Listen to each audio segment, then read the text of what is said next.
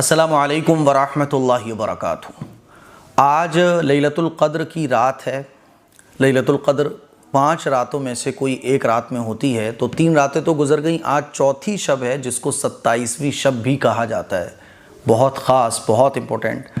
اللہ تعالیٰ آج کی رات دعاؤں کو قبول فرماتا ہے، گنہگاروں کی مغفرت فرماتا ہے، اور جو بندے مانگتے ہیں اللہ تعالیٰ ان کو وہ سب کچھ عطا فرماتا ہے۔ لیکن 4 گنہگار ایسے خطرناک گنہگار ہیں وہ کہ ان کو آج کی عظیم الشان رات میں بھی مغفرت نہیں ملتی ہے۔ وہ 4 لوگ کون کون سے ہیں، انہی کے بارے میں آج آپ لوگوں کو بتانے جا رہا ہوں۔ اگر ان 4 گناہوں میں ہم مبتلا ہیں یا ان 4 میں سے کسی بھی گناہ میں مبتلا ہیں تو سب سے پہلے ان گناہوں سے سچی پکی توبہ کریں، ورنہ آپ کی مغفرت رک جاتی ہے۔ ان گناہوں کی وجہ سے وہ مغفرت آپ کو نہیں مل سکتی۔ آپ رات بھر رو رہے ہیں، نمازیں پڑھ رہے ہیں، گڑ گڑا رہے ہیں اللہ کے سامنے، لیکن اگر ان 4 گناہوں سے سچی پکی آپ نے توبہ نہیں کر رکھی تو یہ 4 گناہ اتنے خطرناک ہیں کہ آپ کا رونا، گڑ گڑانا، اللہ سے معافی مانگنا، مغفرت مانگنا سب بیکار ہو جاتا ہے۔ کیونکہ ہوتا ہے نا کہ ہم لوگ جو ہے نا کچھ گناہوں سے سچی پکی توبہ نہیں کرتے۔ ایک بناوٹی توبہ ہوتی ہے، جیسے کہ رمضان کے مہینے میں آپ دیکھیں کہ ہم جو نمازی بنتے ہیں وہ کتنے دن کے لیے بنتے ہیں؟ دل میں ہوتا ہے کہ بس رمضان نماز پڑھوں گا، دل میں ہوتا ہے کہ بس رمضان فلم نہیں دیکھوں گا، رمضان کے مہینے میں گانے نہیں سنوں گا، ہاں رمضان کے بعد کروں گا یہ سب۔ اسی لیے جیسے ہی چاند رات آتی ہے ہماری پوری لائف ہی بدل جاتی ہے۔ ایک دم سے ہم 5 وقت کے نمازی تھے، چاند رات ہوتے ہی ہم بے نمازی بن گئے۔ ایک دن پہلے ہم قرآن پڑھنے والے تھے، گناہوں سے بچنے والے تھے، ایک دن کے بعد ہم گناہ کرنے والے بن گئے، پکے گنہگار بن گئے۔ تو یہ جو توبہ ہے، یہ جو گناہوں سے بچنا ہے وہ 1 مہینے کے لیے ہے، یعنی دل سے پکا نہیں ہے۔ دل میں یہ ہوتا ہے کہ بس رمضان کا مہینہ بس۔ تو یہ 4 گناہ ایسے ہی ہوتے ہیں کہ جب تک بندہ ان سے توبہ نہیں کرتا وہ مغفرت اس کو نہیں ملتی ہے۔ ایک بڑی لمبی حدیث ہے، اس حدیث کا ایک ٹکڑا ہے جو میں آپ کو سنانا چاہتا ہوں۔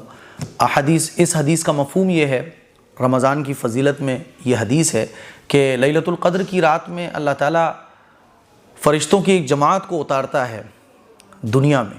حضرت جبرائیل علیہ السلام فرشتوں کی ایک جماعت کے ساتھ دنیا میں آتے ہیں اور رات میں عبادت کرنے والوں سے حکم دیتے ہیں اپنے فرشتوں کی جماعت کو کہ ان سے مصافحہ کرو، ان کی دعاؤں پر آمین کہو، ان کے لیے رحمت کی دعائیں کرو۔ تو فرشتوں کی جماعت زمین پر پھیل جاتی ہے، اور لیلۃ القدر جیسی عظیم الشان رات میں جو عبادت کر رہا ہوتا ہے تو فرشتے اس سے سلام کرتے ہیں، مصافحہ کرتے ہیں، اس کے لیے رحمت کی دعائیں کرتے ہیں، ان کی بندوں کی دعاؤں پر آمین کہتے ہیں۔ اور جب صبح ہوتی ہے تو یہ فرشتوں کی جماعت واپس چلی جاتی ہے، اور فرشتے حضرت جبرائیل سے پوچھتے ہیں کہ کیا اللہ تعالیٰ نے اپنے بندوں کو مغفرت دے دی؟ تو حضرت جبرائیل علیہ السلام کہتے ہیں کہ ہاں اللہ تعالیٰ نے ان سب کو معاف کر دیا، لیکن 4 لوگ ایسے ہیں جن کی اس رات میں بھی مغفرت نہیں ہوتی ہے۔ حضور علیہ الصلوۃ نے ارشاد فرمایا، صحابہ نے جب پوچھا کہ یا رسول اللہ وہ 4 شخص کون کون سے ہیں، تو حضور نے ارشاد فرمایا وہ 4 لوگ یہ ہیں جن کی رمضان کے مہینے میں بھی، رمضان کے آخری عشرے میں اور عشرے میں بھی لیلۃ القدر کی جو 5 راتیں ہیں اس میں معافی نہیں ہوتی۔ وہ 4 لوگ کون کون سے ہیں؟ نمبر 1، وہ جو شراب کا عادی ہو۔ شرابی کی اس رات میں مغفرت نہیں ہوتی۔ شراب سے توبہ تو اس نے کر رکھی ہے، لیکن رمضان بس، غلط بات۔ سچی پکی توبہ کہ آئندہ اب میں کبھی پوری زندگی مرتے دم تک شراب کو چھوؤں گا نہیں، تو پھر یہ جو باؤنڈیشن مغفرت کے آنے کی جو رکاوٹ لگی ہوتی ہے وہ ختم ہو جاتی ہے۔ تو نمبر 1 وہ جو شراب کا عادی ہو۔ نمبر 2 وہ شخص جو والدین کی نافرمانی کرنے والا ہو۔ کبیرہ گناہوں میں سے ایک گناہ ہے والدین کی نافرمانی کرنا۔ والدین کا نافرمان اس رات میں بھی مغفرت سے محروم رہتا ہے۔ نمبر 3 وہ شخص جو رشتہ داری کو توڑنے والا ہو۔ رشتہ داری کو توڑنے کا مطلب کیا ہوتا ہے کہ آپ نے اپنے کسی رشتہ دار سے سلام دعا تک ختم کر رکھا ہے۔ ایک تو ہوتا ہے کہ دل نہیں مل رہے، پٹتی نہیں ہے، تو ہمارا سین کیا ہے کہ ہم یا تو گھستے ہیں تو پورا گھستے ہیں بالکل، اور جب دوری بناتے ہیں تو پوری دوری بناتے ہیں۔ رشتہ داری کو توڑنے والا وہ شخص کہ رشتہ دار سے پٹ نہیں رہی لیکن سلام دعا رکھنا، خیر خیریت لیتے رہنا، بالکل بول چال بند کر دینا کہ اس کی شکل دیکھنا بھی برداشت نہیں ہے، وہ ہے یہ گناہ۔ مجھ سے کرسی کی نہیں پوچھا، مجھے شادی میں نہیں بلایا، اور میری خیریت معلوم نہیں کری، اور مجھ سے تو میرا حق مار لیا، یہ کر لیا، وہ کر لیا، اب بالکل بول چال بند ہے۔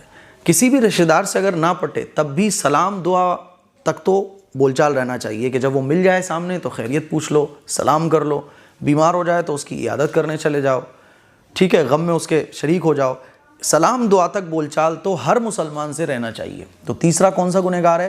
جو رشتہ داری کو توڑنے والا ہے۔ چوتھا، دل میں کینہ رکھنے والا اور دل میں حسد رکھنے والا۔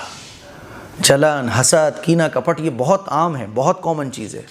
تو دل میں کینہ رکھنے والا شخص وہ ہوتا ہے کہ اس کی مغفرت نہیں ہوتی۔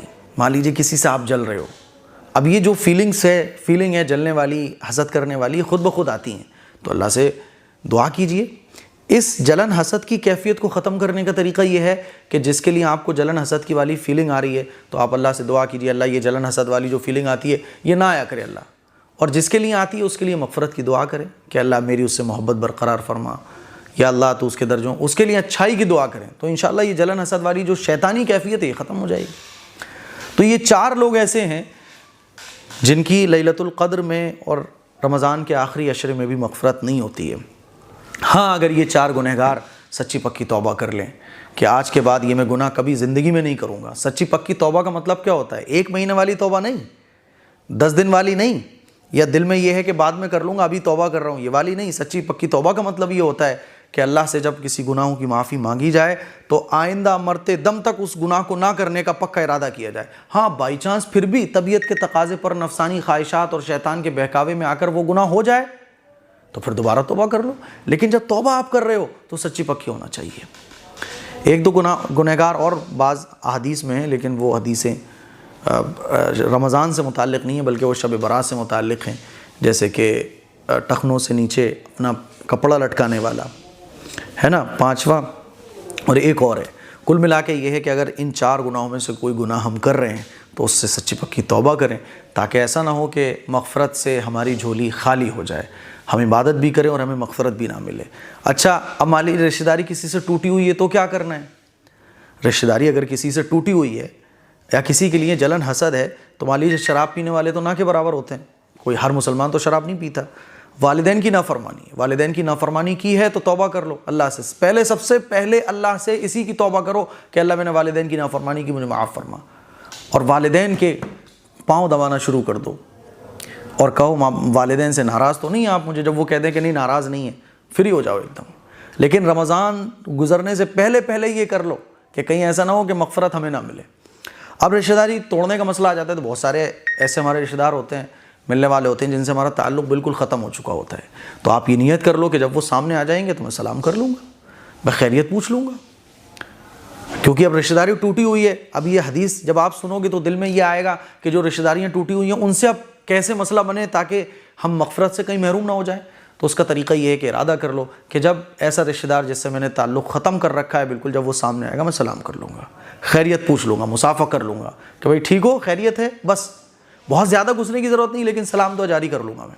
اور جس کے لیے حسد ہو دل میں تو اللہ سے دعا کروں گا کہ اللہ اس حسد کو ختم فرما، اور جس کے لیے حسد ہے یا اللہ تو اس کو فضل سے اس کی بھی مغفرت فرما، میری مغفرت فرما، اس کے لیے دعا کیجیے۔ تو مجھے امید ہے کہ یہ حدیث سننے کے بعد بہت سارا علم آپ کو حاصل ہوا ہوگا۔